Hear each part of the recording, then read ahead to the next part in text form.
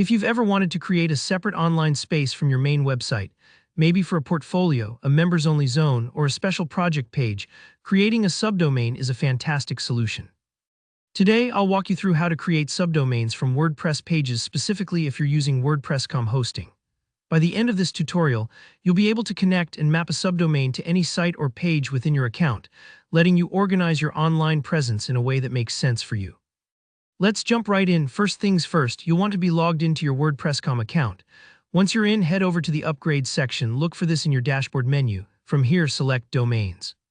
This is essentially the home base for anything to do with the addresses people use to find your site, including both your main domain and any subdomains you want to set up. Now, click on Add a Domain. Don't let the wording trip you up. It works for subdomains as well, and it's the entry point for connecting new custom addresses to your account. You'll be given a few options here, but what you want is use a domain I own. This is perfect if you already own your primary domain name, like example.com, and you're looking to make something like membersexample.com or blogexample.com. If you're not sure what a subdomain is, think of it as a way to organize sections of your site, almost like having chapters in a book, each with their own unique URL but still clearly part of the whole story. After you select Use a Domain I Own, WordPress.com guides you through a few prompts. This part is pretty straightforward, but you'll want to pay close attention to what you enter for the subdomain portion.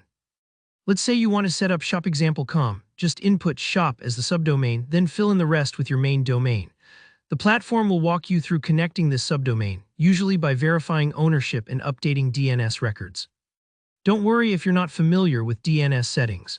WordPress.com provides step-by-step instructions and often lets you copy and paste exactly what you need if you're managing your domain somewhere else. This part might take a few moments, and sometimes DNS changes can take an hour or two to go live. If you don't see your changes right away, that's perfectly normal. Just give it a bit of time and refresh later. Once your subdomain is set up and connected, the last step is mapping it to a specific site or page within your account. This is where the magic happens. You can choose to link your new subdomain to an entirely separate WordPress.com site you've created, say a personal portfolio, or even to a single page within your main website, such as a landing page for an event or campaign.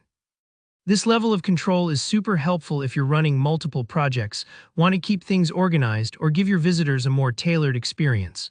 A quick tip as you finish up. Take a moment to test your subdomain in a browser just to make sure it's pointing to the right location. If it isn't, double-check the mapping settings and DNS details. And remember, it's okay to ask for help. WordPress.com support is a great resource if you get stuck. So that's how you create subdomains from WordPress pages on WordPress.com. It's a great way to expand your site's functionality and keep things tidy. If this tutorial helped you out, hit that like button, and don't forget to drop any questions or ideas in the comments. I love hearing what you're working on. Make sure to subscribe for more easy-to-follow WordPress tips and tutorials. Thanks for watching, and I'll see you in the next video.